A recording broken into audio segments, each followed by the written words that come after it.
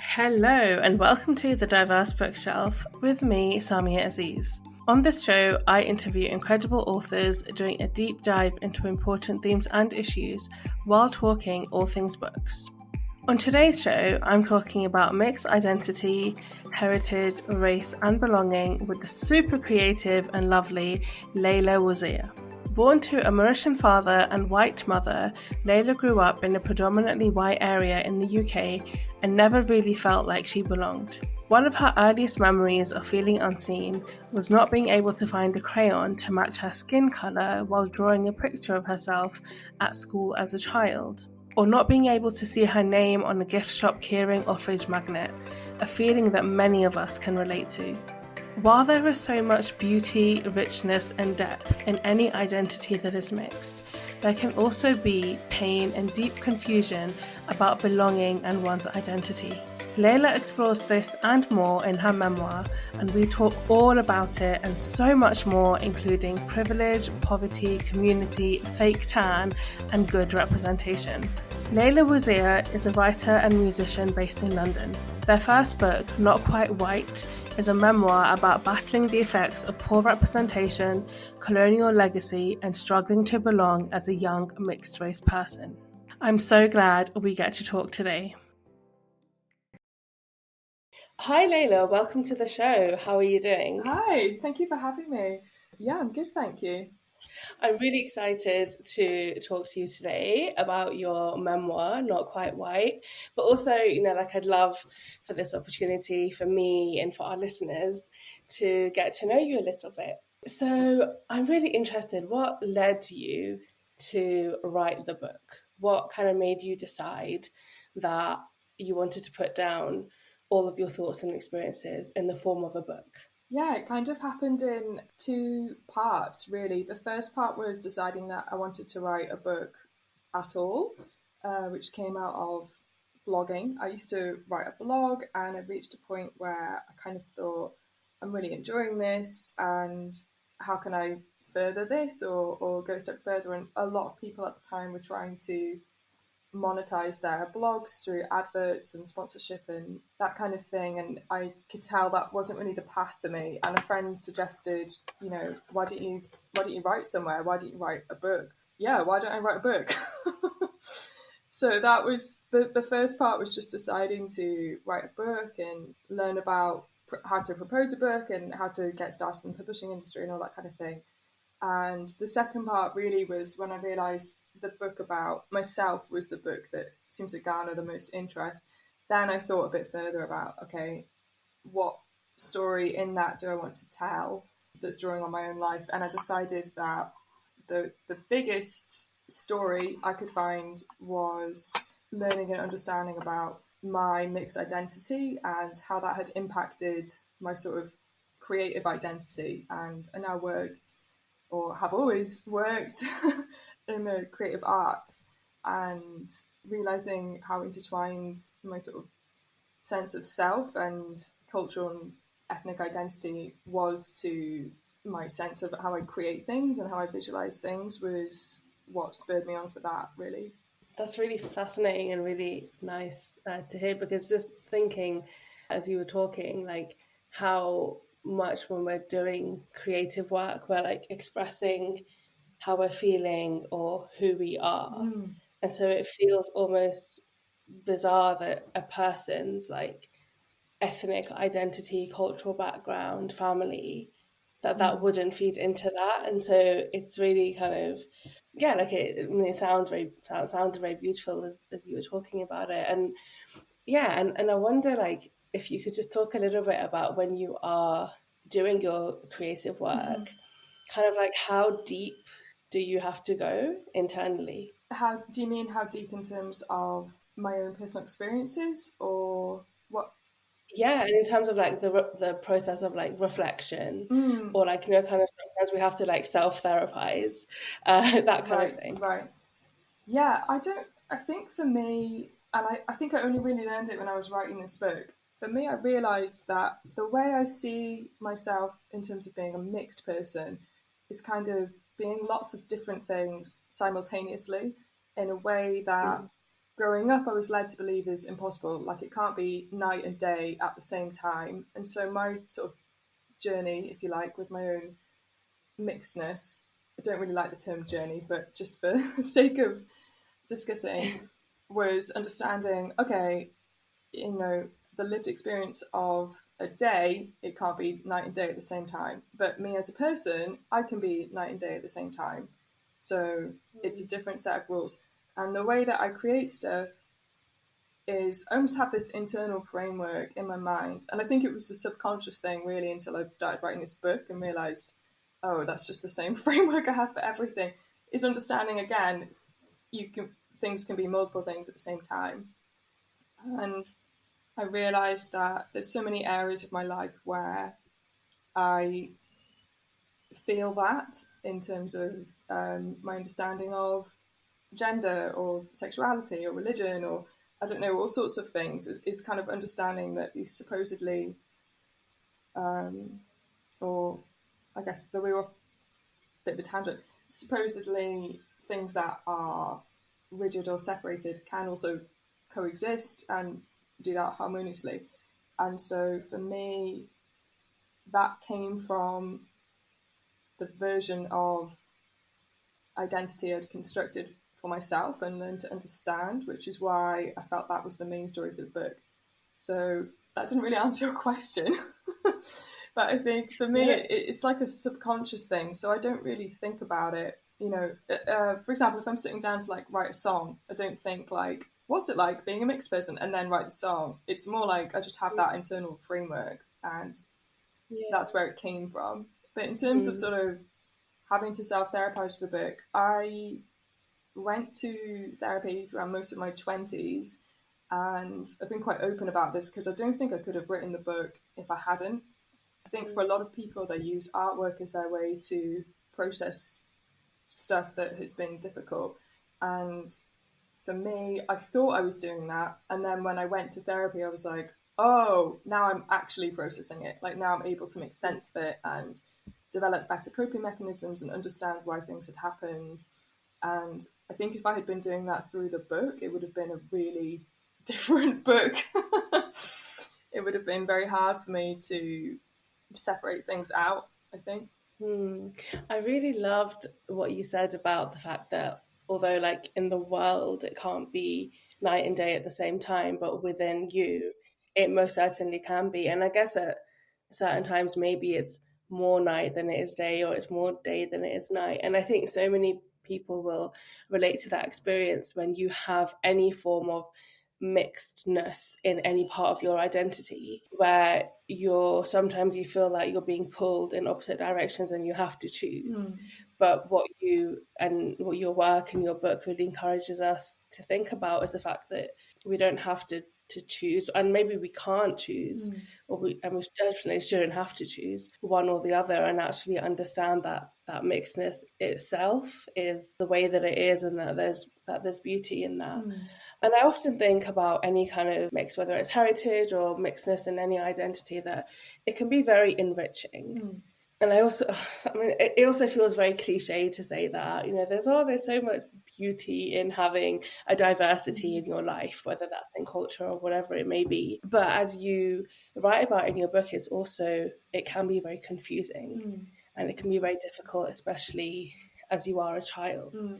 And you're growing up and you're trying to navigate that. And I just wondered if you could share a little bit about what it was like for you growing up with your father is Mauritian and your mother is white.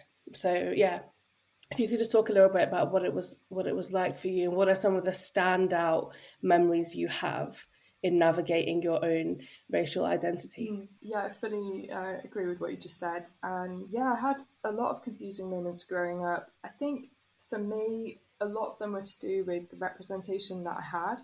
So I grew up in the 90s, and there weren't that many people on TV or like cartoon characters that I could look up to and say, oh, they're like me. Oh, that's like me. And so I didn't feel very seen or represented.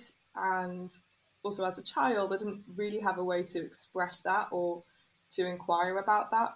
I feel like as a child, I just accepted the version of the world that was shown to me. And Mm. I wondered where I was, or I kind of thought, why am I not ever in, TV shows about school? I go to school. Where am I? I ended up thinking, maybe I'm not supposed to be here. Like, this doesn't make sense. Maybe I'm actually not supposed to be going to school, because if I was, there would be evidence. I would be able to see myself, or I would be provided for in some way. And I could never find things with my name on, or people could never spell or write my name, or they wanted to believe really badly that it was something else, like an easier name. The incident that I start the book with is I'm trying to draw myself at school and I don't have a crayon the right colour. And so I just felt like there were lots and lots of small incidents and small things that added up to show me that I wasn't considered, or I wasn't thought about, or I wasn't catered to, or I wasn't supposed to be there. And so over time, I started to have these very scary feelings of, am I supposed to exist? Like, what is going on? And that's a really alarming thought to have as a child, when you can't really articulate that idea, or at least I couldn't. And so that led to a sort of crisis in my own understanding of myself when I was growing up, which was quite difficult. And I don't think this was something that a particular fault of someone. Like, I don't think my school should have, I don't know, read stories specifically about me or something like that. I think it was just a sort of whole set of factors that were very general, widely societal accepted factors, but they impacted me in a very distinct way, in a way that felt very specific. Yeah, I mean, reading about your experiences felt really very heartbreaking, really sad. And I think there are elements of your experience that I can relate to as a British Pakistani woman. Both my parents are from Pakistan. They were not born in this country. And I can relate to that, I think, especially in at the time and in the years that we were growing up. But I don't think that it's still seamless for young people of colour or of mixed heritage growing up in the West today. I still think there are still a whole host of challenges that people face in finding that kind of acceptance and also the right kind of representation. As a child, what sort of conversations did you find yourself having with those around you, and what was that like? A lot of conversations about where was I from? Where are you really from? Where are your parents from? And I'm sure any person of colour that is listening to this podcast is familiar with that line of questioning, because it's become almost a cliche now, although it still happens. So we're at this weird point where we're very aware of the whole "where are you from" thing, and yet we're still dealing with it. But yeah, I had a lot of questions around that, and that confused me, because I would say to my parents, "Where are we from?" And they'd be like, "We're British," but neither of my parents grew up in the UK. And so I think, well, we're obviously, you're not British. If we're British, then why are all these other British people asking us where we're from? Like, shouldn't they know? Like, no one is going around at school asking all the other kids in the playground where each other is from. It's accepted that they are from here, and I am from not here. I am from somewhere else. So what is going on? Make it make sense. So that was quite a confusing thing to encounter over and over again. And I did some research actually while I was writing the book, which this didn't make it in the book, but I think it's quite interesting, where I was looking at the census. And I grew up in a very rural part of North Wales for all of my childhood, for primary school. And on the census, the ethnic makeup of the population is like 99.8% white. And based on the number of people who were in that region, obviously it has the full population, I did the maths, and it meant there were 2 people that were not put down on the census as white. And I was like, oh, that's me and my dad. We're literally the only 2 people who were not white on that census. And obviously it's not, they only take a census every 10 years. So you have no idea who's moving in and out of that area in that time. But just as a fact to illustrate kind of how unusual it was to have a person of colour in that space, I found that bit of research to be quite interesting. And I thought, well, no wonder people were asking where we were from, because everyone else literally was from there. Yeah, definitely sounds like that. One of the things that I kind of felt while reading your book as well was that as you were growing up, you were trying to find out a little bit more about where your parents are from and their life experiences in order to understand who you are and where you stand and where you sit almost in the world. And kind of one thing I felt increasingly as the book progressed was that you had all these big questions, and you were especially asking your parents and your father, and sometimes it felt like you weren't getting the information that you needed, or and that communication wasn't quite what you needed it to be. Is that a fairly accurate assumption about what it was like when you were speaking to your parents, and what do you think kind of was behind that? Yeah, I think it's interesting to hear about your kind of what you were taking from the book as it went on. It's always interesting to me how people take stuff, because obviously I know what I intended when I wrote it. And yeah, I think that is quite fair. The thing for me that I wanted to get across in the book is that often people who grow up with this level of sort of confusion or insecurity or inability to picture themselves the way that I did, you do have these sort of fundamental confusions that I say fundamental because it feels very foundational. It's like the foundation of my image of myself was being confused. It didn't start from a place where I could understand who I was and then developed from there.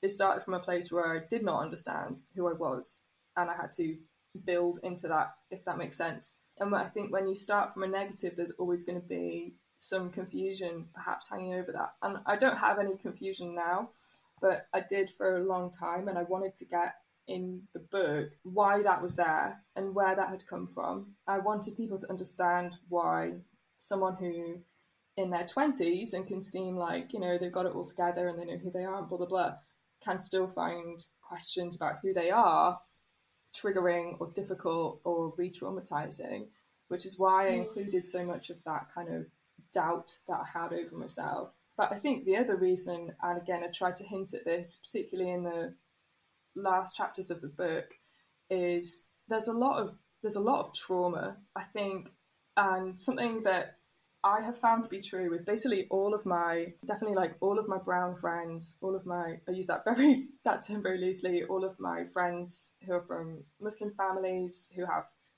parents who have immigrated. There is so much trauma and loss and grief in our family histories that a lot of us, like I say us meaning people like myself who were born and brought up in the UK, we just don't know about, and we don't really have a way to conceptualize apart from hearing about it. And I think that for me feels like a very universal experience that I share with so many of my friends whose parents have come over, just the things that they've had to go through, the things that they grew up with, the things that our parents had to leave behind or had to endure or had to deal with when they first came to this country or whatever. There's just so much there that it's kind of like it's not up for discussion, not because our parents don't care about us or they don't want us to know, but I think it comes from a place of they want to protect themselves, they want to protect us, and oftentimes they're fleeing or leaving things that they left because they didn't want us to experience. And so I think for a lot of our parents, it's like, why would we tell our kids about this? We left so that they didn't have to go through this. Again, I don't want to generalize too much, but it's something that I have found very common amongst friends who I share these things with. And so I tried to hint at that or explain that in the book without kind of just directly saying that, because I tried to keep the book very personal rather than start to make general statements. But there's a section where I talk about I just briefly track from my great grandfather, who was an indentured labourer. I just sort of go very quickly down the family line through my grandfather and my grandma to my dad and then to me. It was important to me to include that section, and there's another section about intergenerational trauma. Even though these are much bigger topics than my book, I wanted to include them because I thought, I don't think or I know that my experience of kind of asking for things and feeling like there's some unknown thing, some unknown void, is not unusual. I know that that's not specific to me, and I feel like that's where it comes from. And I wanted to give that I don't know, insight, if it's a shred of insight I've managed to find, I wanted to give it to other people who might feel that same thing. Yeah, absolutely. And I think I mean, that essentially where my question came from, because without you even saying it for what it is, like I knew what that was because of my own experiences. Like I knew where that was coming from. We have parents that have and grandparents that have gone through so much, have never had the ability or the chance to even process their own trauma or their own grief and their own loss, and also were living so much of their lives without having some of the terminology that we have now, 100%. like intergenerational trauma or even trauma, because I think for so long we were led to believe that those things were just things that happened. They were part of a person's life or they were part of history. But now when we talk about things like slavery or the refugee crisis or the partition of India, for example, we're able to use words like trauma because we have them. And actually, like 30 years ago, those words were not floating around and people were not able to use them. And they also weren't actually, for a long time, those words weren't even attributed to the experiences of people of color. They were kind of attributed initially to white soldiers returning from war and PTSD. That's how kind of the PTSD kind of came about historically, which is not fair and is not like a true analysis or a true reflection of actually what's been going on around the world. So I really appreciated you sharing your insight just now and also in the book as well, because I can imagine it's actually really difficult to write a personal story when you know that actually like your experiences are not just specific to you and that so many other people are having a very similar experience. And it's really nice, I think, that you were still able to connect with like a much broader and a much wider experience. Yeah, thank you. I really appreciate you saying that, because I was really trying to do that, particularly in talking about my family. Obviously, I've kept, most details about my family private. I felt like I put in enough details to that it feels personal. And, I didn't fabricate anything. Everything is true. But I obviously kept out huge amounts of my own history and, definitely the experiences of my loved ones, because I just wouldn't have felt comfortable sharing that. But I did want to make sure that, people could see themselves in the things I was talking about. There's a section very near the end. To me, really, the whole of the last chapter is about intergenerational trauma. And I also feel like the last chapter is basically the book. Like, in a lot of ways, I feel like the first 9 chapters are an intro to understand the actual story. That the real story was trauma all along. But there's a section where I say, my dad worked really hard when he came over, which again is not going to be an unfamiliar story to anyone with immigrant parents. Like, our parents just came over and worked. And I said it was at the point where, for me, I've been born and raised in conditions where I can take my eye off the ball when it comes to surviving and reasonably expect it will continue to happen. And I'm the first person in my family, I believe, who was able to do that. And it means I can think about other things like healing and joy and what would give me a meaningful life and what are my interests and what are my hobbies. And for so many of us, I think we can look at our parents and not really see that they didn't really have the opportunity to think about those things because they were just having to think about, security, money in the bank, food on the table. How can we ensure that we are going to be safe here and our position will be secure? This is a slight tangent, but I just, was it yesterday or the day before? Me and my friend, we went to watch Elemental in the cinema, which is the new Pixar movie. And I mean, it's a story about elements, but I kind of feel like it represents like different races or like different groups within society and how elements don't mix. But also there is a story of immigrant parents raising their child in this new city that's like completely different to the place that they left behind, which was absolutely ravaged and destroyed. So they left to create a better world for their child. And we just see throughout the book is like her father is working like really, really hard, and his health is deteriorating. And then there's this whole conversation about like, you know, the daughter thinks that her father has a dream for her about what he wants her to do with the business and all of this kind of stuff. I was sat there at the end of the film, like bawling, Oh, wow. because I just felt like, oh my gosh, I don't think I have ever seen such a representation of like the immigrant parent experience, especially in a kids movie. Wow.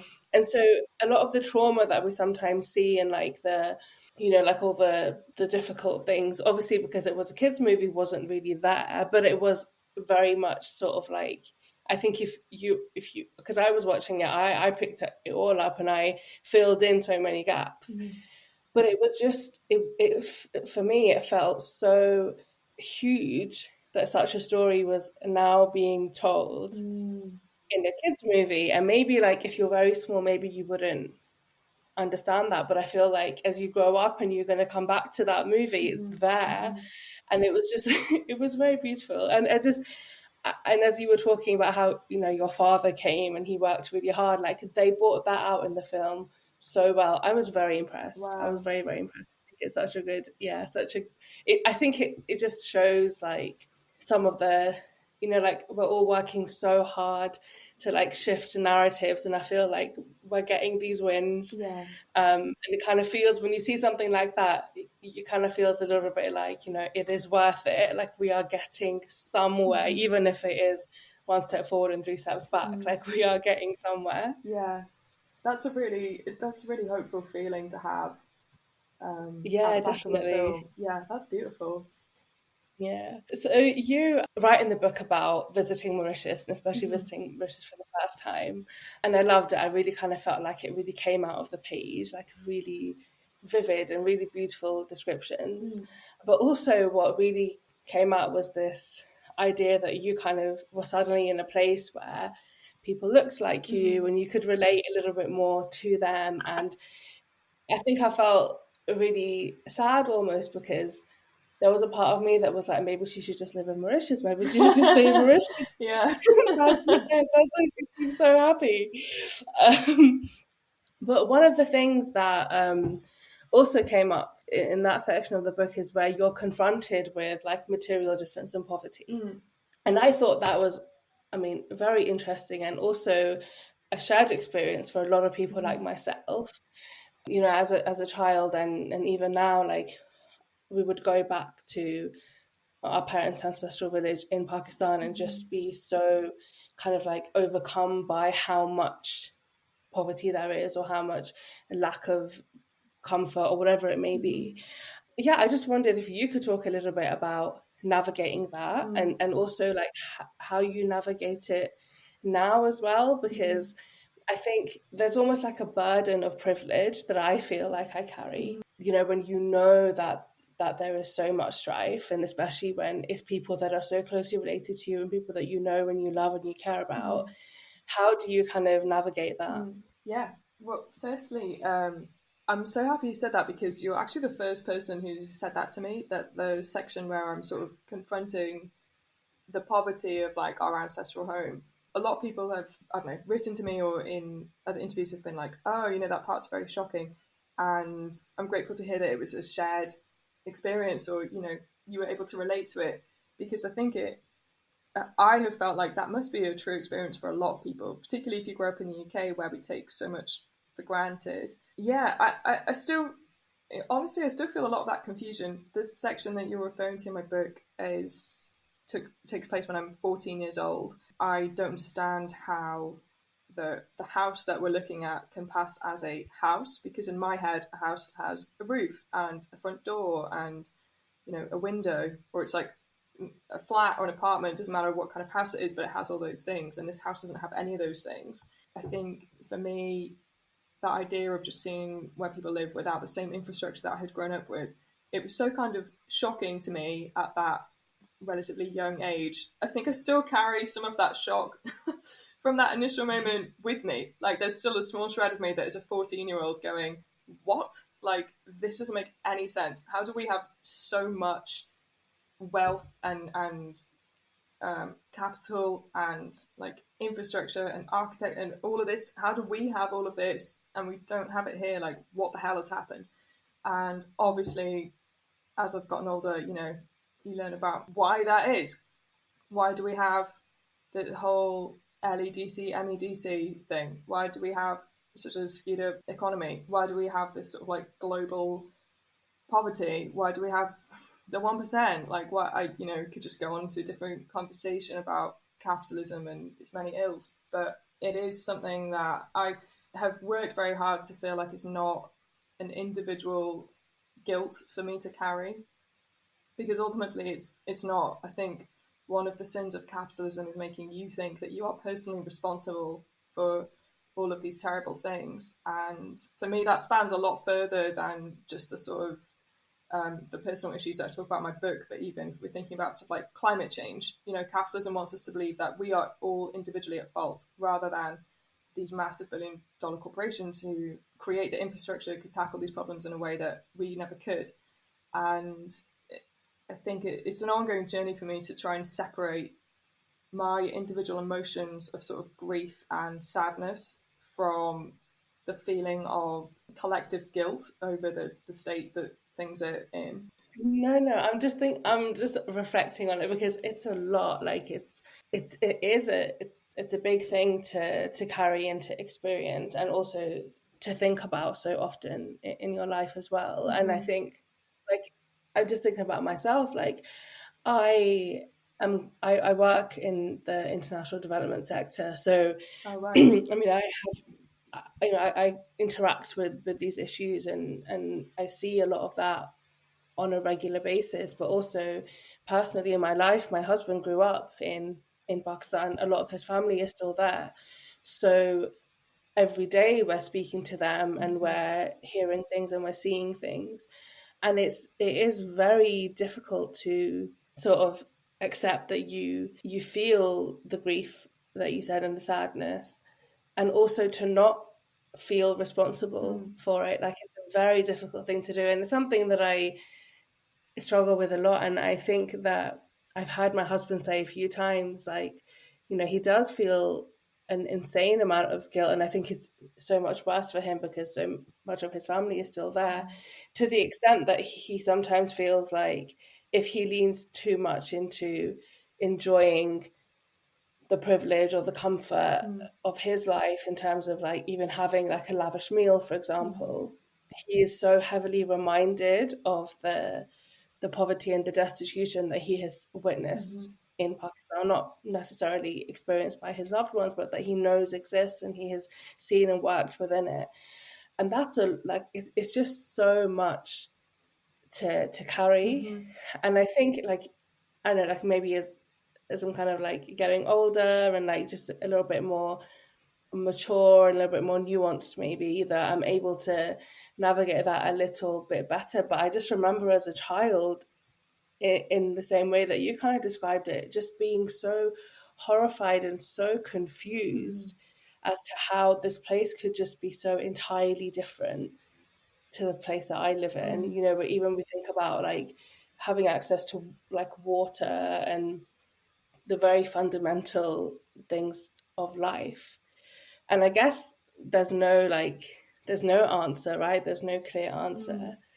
It's just about, I think, how we feel, and how maybe also like how we behave, and how the compassion that we have and the understanding that we have. And I think it's important not to close yourself off to it as well. But yeah, it's not easy at all. Yeah, I think that's it's really important, as you say, to not try to close off from the fact that these things are very complicated and very difficult, and we do carry them with us. I always try and think, just in my actions, I feel like the two things that matter are, first of all, like where I spend my money. I think in a capitalist society, ultimately, that's kind of the only vote you have. Like, I could stand on a hill and talk about my views forever, but if I stop paying my bills, or like if I stop purchasing from somewhere, that's really the only thing that has any trace of power. And the other thing I think about a lot is the sort of phrase that like community is the enemy of capitalism. And I always try and think, I'm in community with all of these people. Like, I'm in community with my friends here, and I'm in community with my family in Mauritius, my friends in Mauritius, my friends around the world, and I'm in community with my ancestors. I'm in community with all of these people, and I try to never, think of myself as, I don't know, an individual who is in some way separate from the experiences of others. Or, I just try and think when I do something, I'm kind of like, okay, like, who is this serving, and where is this going? Where does this action go further? Is it informing me in some way? Like, I don't know, if I buy a ticket to the theatre, like, what's that gonna do? Is that gonna boost me? Who is the money going to? Who does that furthering? Like, where does the experience take me? Does it help me make better art? Does the art help anyone? Like, what are we doing? I don't know. It sounds a bit like I have a crisis about every decision I make, which is not the case, but I just try and keep in mind always that I'm part of something so much bigger, and I'm ultimately very inconsequential. And so for me, I think as a human, I don't know, I can maybe be very selfish, but I think the minute I start to think about things as like mine, quote unquote mine, it's kind of like that's not really a concept that I think truly exists. Like the idea like, oh, my money is mine, so it should just go back on me. Like, definitely you have to look after yourself and invest in yourself, but I think also I don't know, I'm just always trying to counter like what can I do in terms of like serving my community. Yeah, I think I that don't want to sound like I'm really selfless and like a really generous person, because I think ultimately, like, as a human, I can be very selfish, which is horrible to admit. But I think especially like in our the way we've been raised, or like particularly like in my generation, there's all this idea of like, prioritize number one, and this kind of thing, and that is true. You have to look after yourself, but I always try to counter that as well. yeah. No, that was so that was so great, because I think it is really important to remember that like everything that we do, there there is a consequence, or there is a chain of events or a chain of people connected to that, whether that is, you're buying something from a business, whether that's like the business owners or like the workers, and stuff. Like, everything is connected. And it's not like I don't think it's easy to have that much awakening for every single decision you make. And sometimes you do just want to go to the theatre or to the cinema or wherever it is because you're tired and you want to do something that will uplift you, or Absolutely. you want to eat good food because you want to eat good food. Like, I think that that's fine. But I guess, there comes a point in, do you understand sometimes that the decisions that we make can also have really bad consequences, but also to remember that we should still be holding big corporations and institutions to account, because it kind of, yeah, maybe we shouldn't be shopping at Shein and we shouldn't be shopping at Amazon, but we live in a society where these systems have been allowed, these businesses and corporations have been allowed to develop and pay their workers absolute pittance and avoid tax and take advantage of land and people and resources. And that's the biggest problem. But yeah, I really loved hearing you talk about that. I think it's such an important reminder as well, that sometimes it can feel really difficult, like when you know that there's so much suffering and so many issues around the world, to actually think about the fact that you can make a difference, like on a small level, with the everyday choices that you make in your own life, and that fundamentally that's going to add up, and that's going to make, it's going to be a shift for somebody at some point down the line.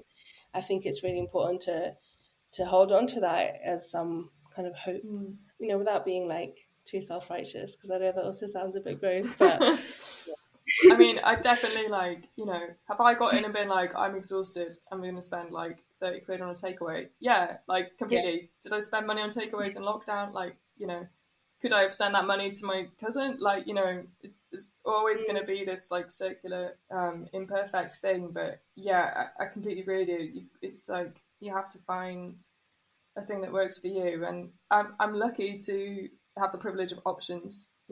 Even like within this country, like I live in central London, and so I try very hard not to buy from Amazon. I don't know when the last time I did that did buy from them was, or like if I have, but I have so many other options. You know, I can go on my high street and buy like a lot of the things I need. I can order from other places; they will deliver to my house. And I'm aware that not everyone has those options. Not everyone has the accessibility to make the choices, the decisions that I do, and it's just sort of. I feel like could lead to a whole other conversation, so I don't want to get too tangential. But yeah, for me, it really, that's the simple answer, is I just always come back to trying to think of myself as in a community.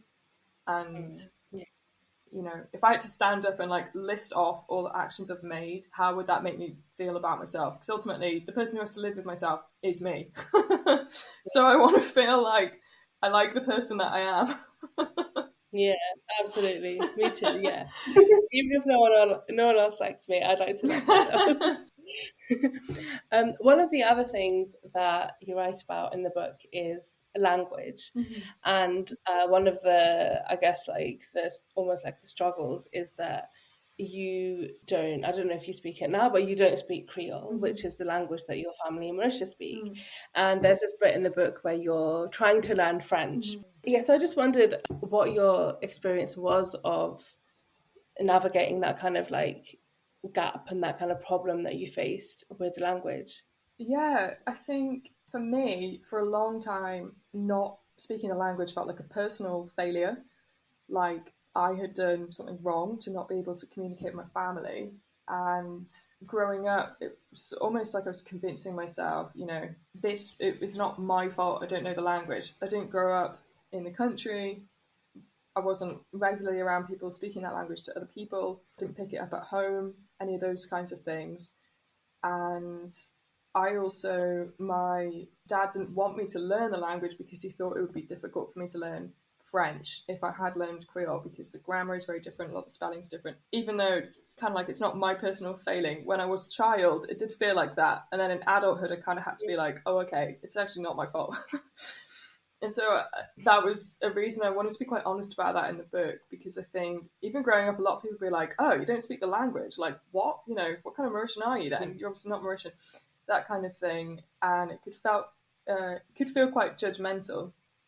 And again, I know that's not an experience that I'm alone in, and I wanted to make sure I shared that. And I think now it's a strange one because it's odd to try and learn a language that you feel you ought to have some sort of personal connection to, and you're sort of learning it in the same way as people who have no connection at all. And for me, it's similar to, there's a section in the book at the end of chapter 7 where I'm talking about using influences of like Mauritian music, Indian music in my own music. This is when I'm at university, and I say like it feels learned and informed. It doesn't feel instinctive, because I'm coming at it from the same place as like any one of my white colleagues on my course would be coming from. It's like you have to Google and study and learn the same way they are. It's not coming from any place of like authentic experience. And so it's a strange way to try and interact with like what you feel, quote unquote, is like your own culture. It's a weird one. Yeah. And I think that's something that ultimately those things are still there, but they bother me less. It's like I've come to terms with the fact that like, okay, yeah, I grew up not speaking a language. That's just that. Obviously I communicate with my family now, and it's like everyone speaks enough of each other's language that we can get by. For me, I don't feel like I would I'm not even sure if it'd be possible to be fully fluent in the language without spending a decent period of time in the country. That's probably true of learning most languages. Like just learning them from a course or online or something, it's going to be very different to living and experiencing that language in the place where it is widely spoken. And I haven't at any point like lived in Mauritius for an extended period of time, so I don't know, maybe that's to come. And if I'm not mistaken, like Creole is not an official language in the sense that it's very difficult to kind of learn it officially, like through a course on Duolingo or something. Is that right? Yeah, so Mauritian Creole was kind of like formalized into its own language only very recently, like a few years ago, and they would spell it Kreol with an accent.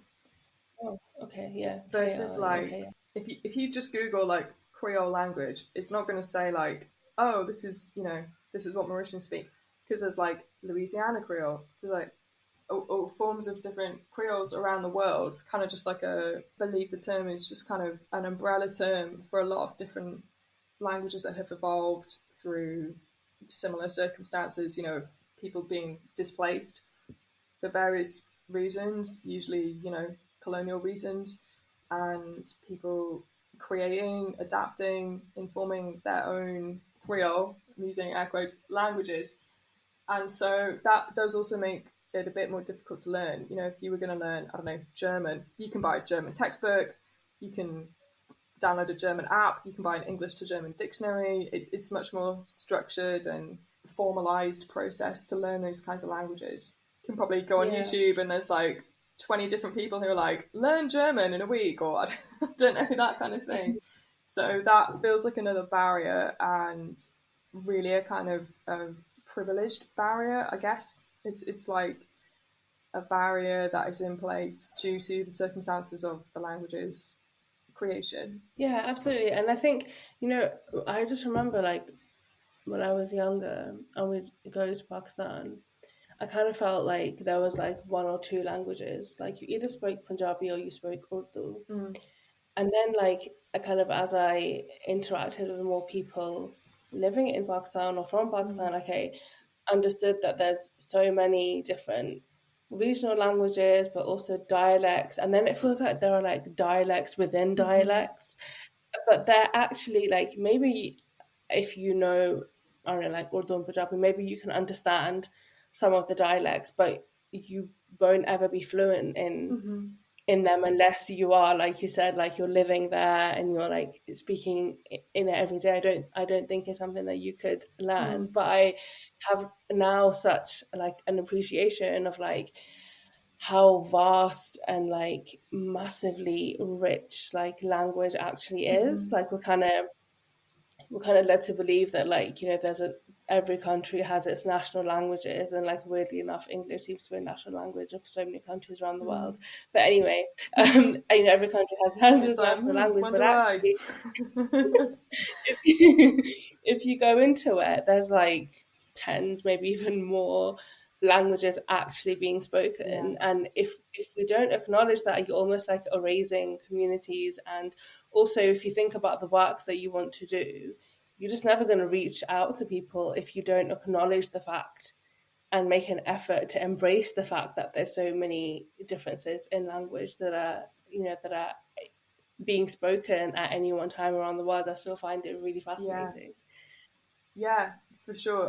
I find it very fascinating too. And there's so many people that are doing work around trying to document, different languages and different areas that are maybe like we're losing areas or we're losing people who are native speakers of those languages. And, even in the UK, like we have, these Mm. programs to learn Welsh or to protect Cornet, like all of these different movements. And I find it fascinating. I do think it's really important because I think a language is indicative of like how a person understands themselves, how a community understands themselves, how an entire culture visualizes itself. What do you have words for? What do you not have words for? Yeah, I couldn't agree more. It just shows how rich things are. There's a section in my book where I'm talking about the language of like race and terminology that we use around mixed people specifically, and I included that because I wanted to try and express some of that. How we see ourselves is informed by the language that we use. Like, we Mm. exist within our languages. If our language has space for that concept or that thing, we're able to articulate it, then we can exist within it. But if we don't, then we can't. We can't acknowledge it.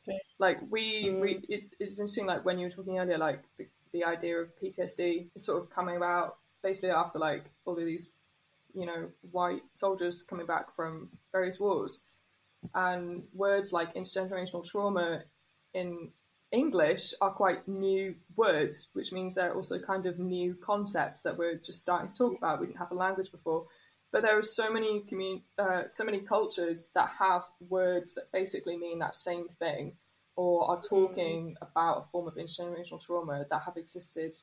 Yeah, and that those words again, like but like those words, those ideas, those concepts have existed for a much longer time in other languages than they have in ours, which says something about what those people, what those communities have experienced, that they needed to express that. Yeah, exactly. And also, I guess, what maybe like efforts or what the experience of also like healing and processing that has been. Because I find that like in the UK anyway, we're actually really rubbish with still processing trauma. Mental health is, you know, I feel like there's such an assumption that like it's the South Asians or like, you know, people of color especially that are really bad at talking about mental health and talking about their issues and their emotions, but actually it is also British people or like white people that have typically never spoken about these issues as well. There's always been, you know, the stiff upper lip and, you know, kind of like a very fixed gender roles and roles in the home and all of those kind of things that have led to so many issues, but they haven't spoken about it or been very open to speaking about it until very recently. Like I feel like only kind of maybe like the last 5 to 10 years, I would say at a stretch 10 years, that would become more open to talking about these things. Yeah, completely agree. It's a much more recent development. Yeah. I want to talk about fake tan. Now, you do write in the book about fake tan and your kind of frustration with it. But I know you also spoken about it like offline. I recently watched a video where you were talking about it and I just like nodding my head vigorously listening to you speaking about it. If you could just share what you kind of feel when it comes to people using fake tan. Because I read one thing that said that Laila thinks that fake tan should be banned. So Yeah. that's quite interesting. So I want to know, why do you think it should be banned? Yeah, I think that the whole fake tan thing has been so interesting because it came of just like one random observation that I made with my Instagram followers, which turned into this gigantic conversation to the point where I was like, oh, I should include this a little bit in my book. And then it's like a paragraph in the book that so many people then latched onto like that specific part. There's something about, I feel like I've made an accidental discovery. Like, I don't know, I've accidentally discovered like a new element, a new scientific force. There's some sort of thing about fake tan where people feel so personally attacked when you talk about it, or even to suggest like, hey, should we be doing this? Like, this maybe doesn't seem like the best thing for anyone. People feel really intensely victimized by the idea of not using fake tan, which is really weird. And I think me saying like, yeah, I don't know if it's such a great idea, has become this like, I don't know, I'm now this massive anti-fake tan person. Yeah, I mean, I think broadly speaking, I don't agree with it. But it's not like, it doesn't sort of keep me up at night. You know, it's not my main, I don't know, fight. I think I need to fight, if that makes sense. Yeah. I think to sort of outline, I initially was posting about various celebrities who were using fake tan to the point that people thought they were mixed, as I am mixed, and I realised they were white, and I thought does not seem fair. For a very long time, I was bullied for the colour of my skin and other elements of my appearance, and now people were sort of not just being praised, but almost using it as like a disguise for sort of like clout or to have like social gains. You know, people want to borrow from the sort of success that is linked to people of colour, or I don't know, a specific like vibe or aesthetic that we might think is linked to people of colour, and feel like if they sort of use fake tan, that's appropriate to do. I don't think that's okay at all.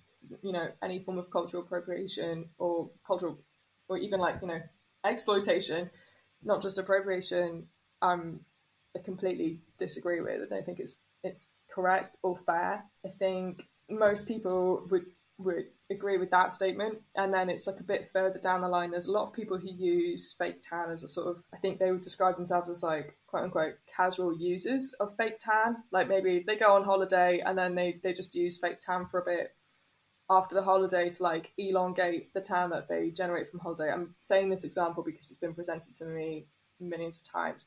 And I don't really agree with that either. I think ultimately, if you question why are you using the fake tan, where is this coming from, if you sort of really interrogate it, which is what I've done multiple times with my followers, we've had like a big discussion. I've been like, write in, how do you feel about this?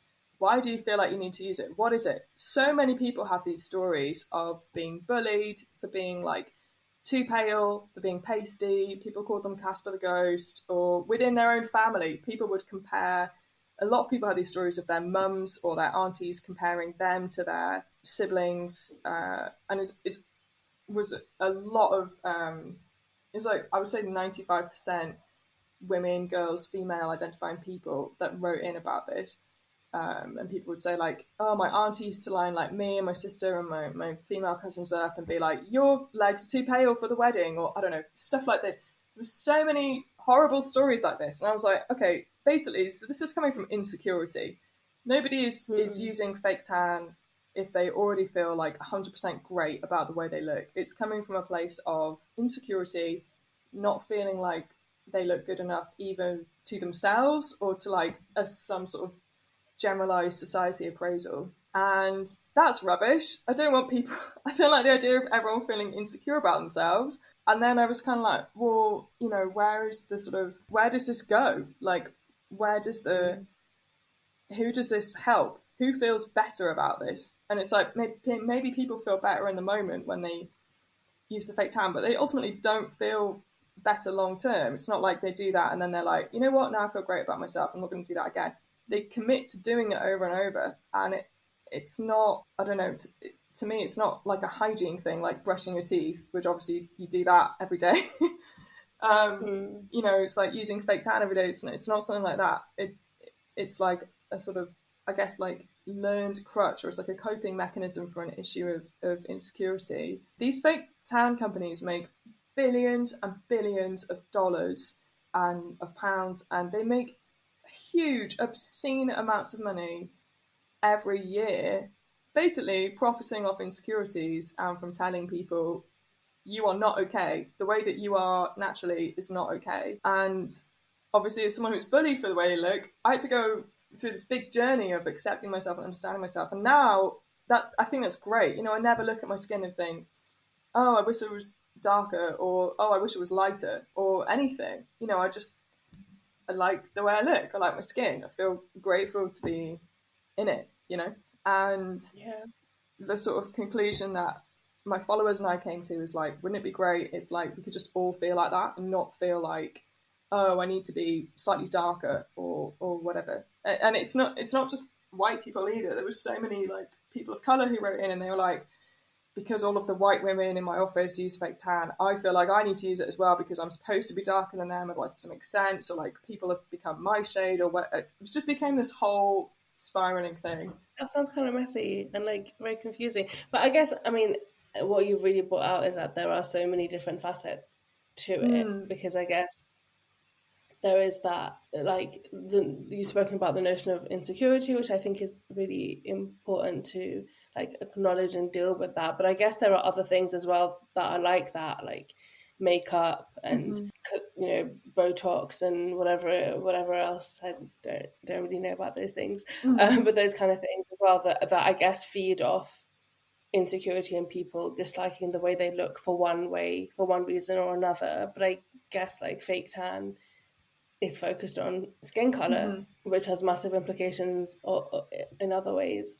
But I guess also like the thing that has sat so uncomfortable with me is that like people feel like they can use fake tan and become like darker, whereas like it is my dark skin that is held against me, and that is the reason why people other me, or one of the reasons why people other me.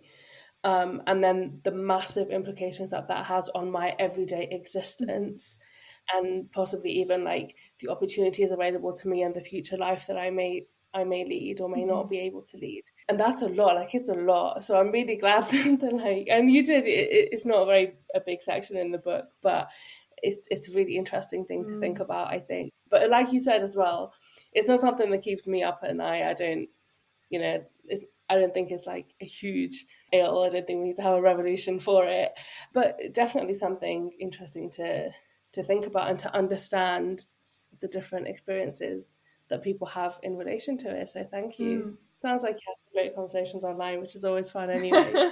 Yeah, I'm very lucky that my followers, they call themselves the Laila lot, but they're really like engaged and sort of open and just a very warm, safe community. I feel like that when we have these kinds of discussions, you know, I mean, that fake tan one, I went into it just kind of being like, fake tan is bad. Why is anyone using it? You're already stupid. I didn't quite say that, but that was kind of my view. And people were like, you know, I'm white and I use fake tan and the reason is this. And it was like, oh, wow. You know, there's actually a lot, it goes a lot deeper than just people sort of mindlessly putting fake tan on themselves. But at the same time, it's important to recognize, as you say, like, who has the privilege for that? Some people have the privilege of using fake tan and being praised for it. Like, oh, you look healthy. Oh, you're glowing. Oh, you look great. Have you just been on holiday? Blah, blah, blah. Whereas some people, you know, me and you, we don't have the privilege of like going outside and people say that to us. We have the opposite. People are like asking us questions based on our skin color. So that's an important thing to hold in mind. I think it can be true that someone has had a really damaging negative experience based on their skin color and still holds the privilege to change it, whereas, you know, is that right? No. It's an interesting one. Really interesting. Yeah. My final question for you, obviously your book is about this part of your life and a lot of the book is about kind of growing up. What would you sort of say to like your younger self, or indeed like any young person that is navigating some of the same things that you navigated as you were growing up? Yeah, that's an interesting question. I think ultimately it's navigating these things, like who you are, how you understand yourself, and how you relate to the things that are part of you. It's going to be deeply personal for everyone. I tried to write the book in such a way that I detailed my methodology, if you like. The very last section of the book, I say, you know, maybe this can be a map. I kept thinking, if I had read this book when I was like, I don't know, 12, 13, 14, when I was going through it, I was the kind of person who would have read the book and been like, what did they do to get to the point where they felt that way? And how can I copy them? And I kind of had that version of me in my mind the whole time I was writing it of like, let me explain specifically what this means. What did that look like? How did I do this? How did I research this? Where did I go? What did I compile? Blah, blah, blah. So I thought, if there's any sort of nerdy kids out there who are like me, they can use that as a starting point, maybe. I don't know. That's sort of the like greatest honor if that happens. I think just knowing you have the universe on your side, you know, you have things on your side. You're not alone. There are people that want you to exist and to be here and to find yourself and to love yourself. And if you can find that love for yourself, it's such a huge, unending presence that you'll never be without it. And that's worth something. That's worth finding. Oh, that's really beautiful. And Laila, it's been such a pleasure speaking to you today. I have loved every second of it. Thank you so much. Thank you. Yeah, it's been really an honour to be here. So I'm so grateful you asked me, invited me along. Thank you so much. Thank you so much to Laila for such an interesting and insightful conversation. I loved every second of it, and I hope everyone who is listening did too. If you enjoy the podcast, please follow the Diverse Bookshelf on your podcast platform of choice and connect with me on social media. I would really appreciate it if you could rate and leave a review, as it helps more people find the show.